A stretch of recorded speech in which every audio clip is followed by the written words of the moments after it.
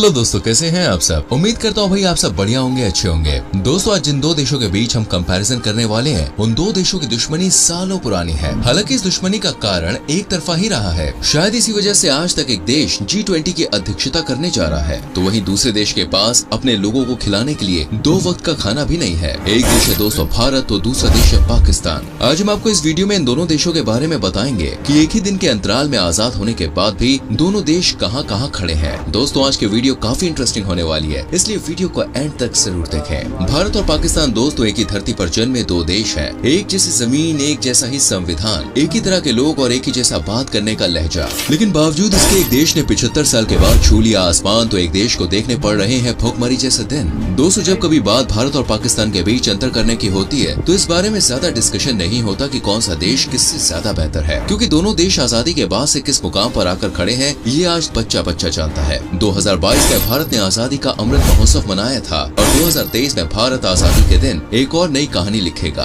75 सालों के इतिहास में भारत ने कृषि से लेकर खेल, अर्थव्यवस्था, रक्षा तक के क्षेत्र में अपनी कामयाबी के झंडे गाड़े हैं। लेकिन वहीं आज पाकिस्तान कंगाल खड़ा है और आतंकियों का गढ़ बन चुका है। दोनों ही देश एक ही दिन आजाद हुए। ये बात सभी जानते हैं कि पाकिस्तान भारत के टूटने से बना था। भारत 15 अगस्त को अपनी आजादी का दिन मनाता है, तो पाकिस्तान 14 अगस्त को। ब्रिटिशर लुइस माउंटबेटन ने 14 अगस्त को पाकिस्तान को स्वतंत्र राष्ट्र का दर्जा दे दिया था। इसलिए पाकिस्तान में आजादी का जश्न 14 अगस्त को ही मनाया जाता है, यानी कि दोनों ही देशों को आजादी लगभग एक ही दिन मिली। लेकिन दोस्तों, ऐसी क्या वजह थी कि एक दिन के अंतराल में आजाद होने के बाद भी भारत लगातार तरक्की करता चला गया और पाकिस्तान को तरक्की का मतलब ही समझ में नहीं आया। पाकिस्तान के संस्थापक दोस्तों मोहम्मद अली जिन्ना ने भी नेहरू जी की तरह अपने सभी नागरिकों के लिए धार्मिक स्वतंत्रता दी। भारत और पाकिस्तान दोनों के पास एक ही तरह की राजनीतिक विरासत थी, काम करने का तरीका एक था। लेकिन इसके बाद भी दोस्तों भारत के आगे पाकिस्तान शुरुआत से ही कहीं भी टिक नहीं पाया। आजादी के 3 साल के अंदर ही 1950 में लिखित संविधान अपनाकर भारत एक रिपब्लिक नेशन बन गया, तो दूसरी तरफ पाकिस्तान को अपना संविधान बनाने में 26 साल लगे और वो भी पूरी तरह से कामयाब नहीं हो पाया। दोनों ही देश लगभग 75 साल पूरे कर चुके हैं। इन 75 सालों की बात करें तो भारत हर फील्ड में पाकिस्तान से आगे खड़ा हुआ नजर आता है। कृषि से लेकर खेल, अर्थव्यवस्था,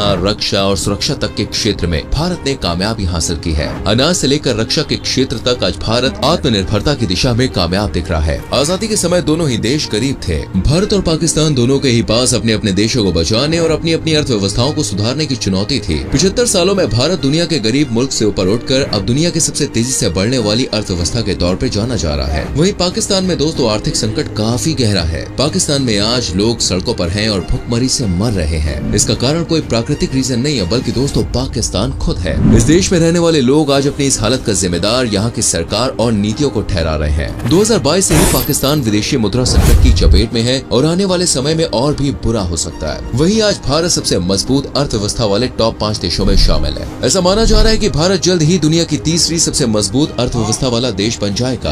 आजादी के दौरान 1947 में भारत की जीडीपी सिर्फ 2.7 लाख करोड़ रुपए की थी और 75 सालों के दौरान आज देश की जीडीपी में करीब 55 गुना बढ़ोतरी हुई है। मतलब ये बढ़ के करीब 150 लाख करोड़ रुपए हो गई है। वहीं पाकिस्तान इस मामले में दोस्तों 42वें स्थान पे है। पाकिस्तान की जीडीपी इस समय 35 लाख करोड़ के आसपास ही है। सिर्फ जीडीपी के मामले में नहीं, बल्कि दोस्तों प्रति व्यक्ति आय के मामले में भी पाकिस्तान आज भारत के सामने कहीं भी नजर नहीं आता है। 1950 में भारत की प्रति व्यक्ति आय 274 रुपए थी, जो आज बढ़कर करीब 1.5 लाख रुपए सालाना तक पहुंच गई है। वहीं साल 2020 में एक आंकड़े के मुताबिक पाकिस्तान में प्रति व्यक्ति आय करीब 95,000 रुपए सालाना है। एक साल के अंदर ही भारत अपना रक्षा बजट 10% बढ़ाने में कामयाब रहा, तो वहीं पाकिस्तान इस मामले में भी भारत के आगे दूर दूर तक कहीं भी दिखाई नहीं देता है। हाल ही में 2022 से 2023 तक के पेश हुए बजट में फाइनेंस मिनिस्टर ने रक्षा क्षेत्र को कुल 5.25 लाख करोड़ रुपए दिए, जो पिछले साल के मुकाबले करीब 10% ज्यादा है। साल 2020 के बाद से ही भारत ने अपने डिफेंस को मजबूत करने के लिए लगातार अपने बजट को बढ़ाया है। लेकिन पाकिस्तान का ध्यान अपने देश की रक्षा करने से आतंकियों का साथ देने में ज्यादा है। कई रिसर्च इंस्टीट्यूट इस बात का दावा कर चुके हैं कि पाकिस्तान आने वाले कितने भी साल ले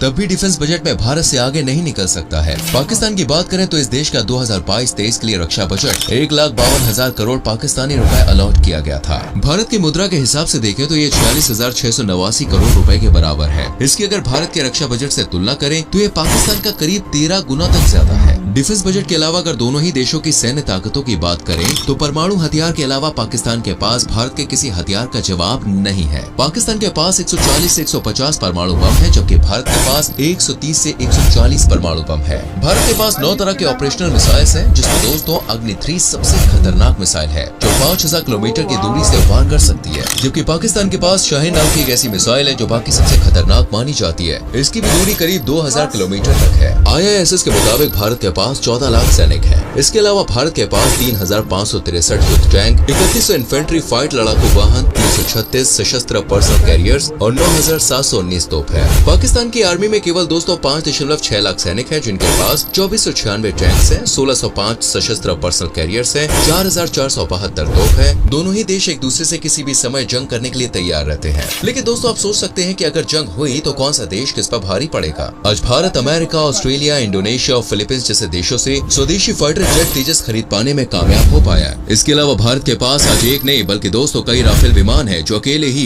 किसी भी देश का सामना कर सकते हैं। ताकत के अलावा भारत मेडिकल के क्षेत्र में भी काफी ज्यादा आगे निकल चुका है। कोरोना महामारी के दौरान दोस्तों भारत ने टीकाकरण अभियान में शानदार उपलब्धि हासिल करके एक नई हिस्ट्री क्रिएट की। भारत में सामान्य रोगों में लोगों को सस्ता और बेहतर इलाज मिल जाता है। विदेशी भी भारत में सस्ते इलाज का लाभ उठाते हैं, लेकिन पाकिस्तान दोस्तों यहाँ भी भारत से पिछड़ा हुआ है। पाकिस्तान अभी तक किसी भी गंभीर बीमारी से लड़ने के लिए कोई दवा बना पाने में कामयाब नहीं हो पाया है। बड़ी सर्जरी और कैंसर जैसी बीमारियों का इलाज कराने के लिए पाकिस्तान के लोगों को खुद भारत आना पड़ता है। भारत में कुल 43,486 निजी अस्पताल है और 25,778 सार्वजनिक अस्पताल है। वहीं पाकिस्तान में कुल 8,953 अस्पताल है, जिनमें 1282 सरकारी अस्पताल है। अगर बात फार्मा कंपनियों की करें तो 2021-22 में भारत का फार्मा निर्यात 24.47 अरब डॉलर था। वहीं साल 2030 तक इसके 70 अरब डॉलर्स पर पहुंचने का अनुमान है। भारत लगातार कोरोना वैक्सीन सप्लाई कर रहा है और लोग भारी मात्रा में कोरोना वैक्सीन भारत से ले रहे हैं। अंतरिक्ष के क्षेत्र में एक समय पाकिस्तान का नाम भारत से काफी आगे था, लेकिन समय के साथ भारत ने इस फील्ड में भी खुद को आगे कर लिया और आज अंतरिक्ष की फील्ड में भारत एशिया का नंबर 1 कंट्री माना जाता है। पाकिस्तान ने भारत से पहले अपनी स्पेस एजेंसी बनाई थी, लेकिन आज उसका कोई नाम तक नहीं जानता। वहीं भारत की स्पेस एजेंसी इसरो दुनिया को अपना कमाल दिखा चुकी है। इसरो के गठन से करीब 8 साल पहले पाकिस्तान ने 16 सितंबर 1961 में space and upper atmosphere research organisation बना ली थी। पाकिस्तान ने कोशिश तो काफी की, लेकिन दोस्तों भारत ने अंतरिक्ष में भी चंद्रयान 2 जैसे मिशन को चुनौती देकर अपनी धाक जमा ली और पाकिस्तान आज भी इस बारे में बस सोच रहा है। पाकिस्तान ने दोस्तों अब तक सिर्फ 5 सैटेलाइट्स ही छोड़े हैं, तो वहीं 1975 से लेकर अभी तक भारत ने कुल 116 उपग्रह लॉन्च किए हैं। फरवरी 2017 में इसरो ने एक ही बार में 104 सैटेलाइट्स लॉन्च करके एक नया रिकॉर्ड बनाया था।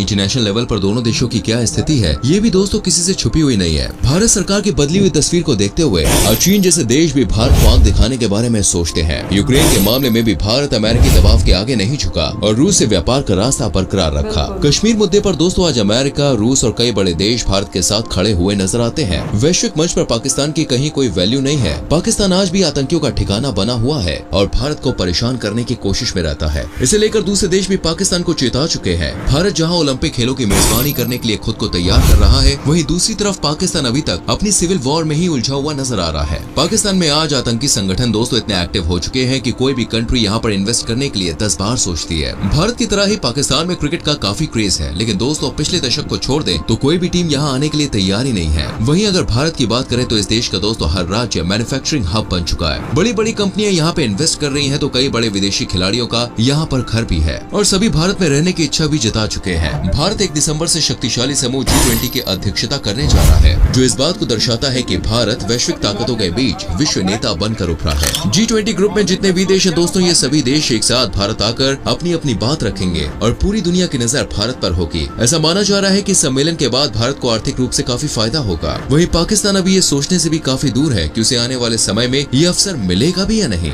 दोस्तों आज पाकिस्तान एक बड़े आर्थिक संकट से जूझ रहा है। कोई भी देश पाकिस्तान के साथ नहीं खड़ा है। इस देश की तस्वीर कुछ श्रीलंका के जैसी ही हो गई है। कर्जा लेने के मामले में दोस्तों भारत का ये पड़ोसी देश काफी आगे निकलता जा रहा है। पाकिस्तान का विदेशी मुद्रा भंडार भारी गिरावट के साथ 7.83 अरब डॉलर के नीचे पहुंच गया। इस देश की सरकार और यहाँ के प्रधानमंत्री के कार्यकाल का किसी को भरोसा नहीं है। भारत एक सेकुलर कंट्री है, जिसकी वजह से दोस्तों आज पूरे विश्व में भारत की एक छवि बनी हुई है, जबकि पाकिस्तान में अक्सर धर्म के नाम पर लोगों की हत्याएं होती रहती है। भारत में हर धर्म के लोग अपनी अपनी मर्जी से रहते हैं, लेकिन दोस्तों पाकिस्तान में ऐसा देखने को नहीं मिलता है। भारत की सेना जहाँ पूरे प्रोटोकॉल के साथ साथ कोई भी निर्णय लेती है तो वहीं पाकिस्तान की सेना आतंकियों के साथ मिलकर अपनी सरकार की जरा भी नहीं सुनती। पूरा पाकिस्तान का पॉलिटिकल सिस्टम ही सेना के अंडर में काम करता है और यहाँ की सेना आतंकियों के साथ खड़ी हुई दिखाई देती है। अब ऐसे में दोस्तों पाकिस्तान को ये जरूर सोचना चाहिए कि जिस भारत के साथ उसने आजादी का जश्न मनाया, वो भारत आज उससे कैसे मीलों दूर आगे निकलकर एक मजबूत देश के तौर पर खड़ा हुआ है। तो दोस्तों ये था भारत और पाकिस्तान के बीच में एक बड़ा अंतर। वीडियो देखने के बाद आपको पता चल ही गया होगा कि आज दोनों ही देशों की स्थिति क्या क्या है। दोनों देशों को लेकर दोस्तों आपकी क्या राय है?